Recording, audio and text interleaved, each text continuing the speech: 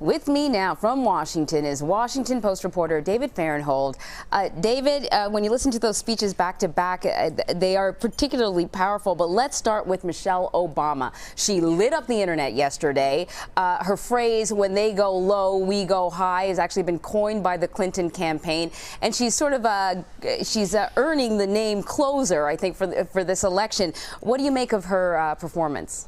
It was one of the best speeches of this campaign. I thought her speech at the Democratic National Convention was also one of the best speeches of this campaign.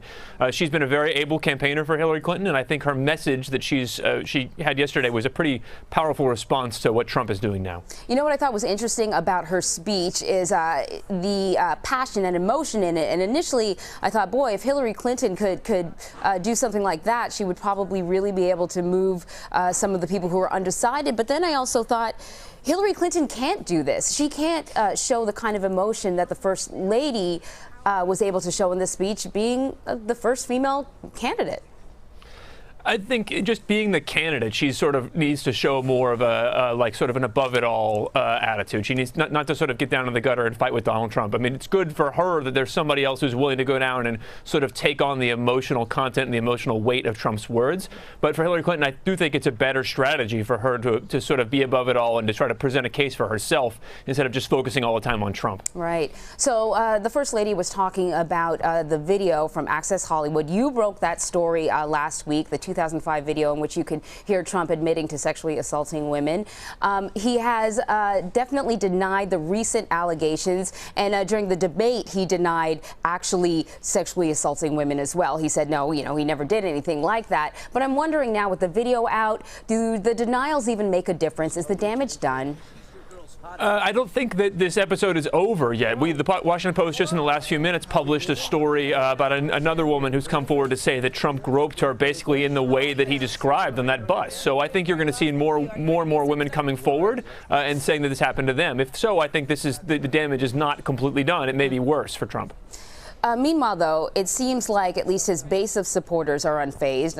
As I understand it, when it comes to his rallies, they are packed like they have always been. The people there are enthusiastic. But moving forward, looking at the general electorate, what sort of challenges does he face?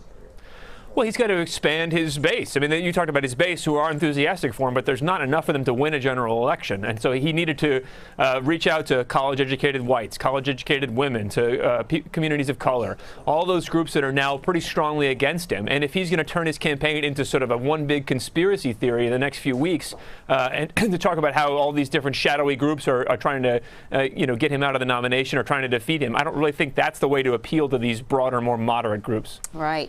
You have been leading the investigation into the Trump Foundation's charitable donations.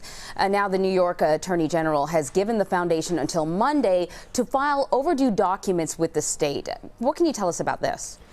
Well, we reported a couple of weeks ago that the Trump Foundation has been soliciting money. Trump has been soliciting money from other people for a long time, and it turns out that he never got the paperwork, he never got the legal permission he needed to get in New York State, which would have brought some more paperwork and some more registration fees, but most importantly would have required him to get his foundation audited by outside auditors who would go through and look and see, well, were they spending money to benefit Trump himself? That kind of audit might have caught a lot of the things that didn't get caught till I caught them this year.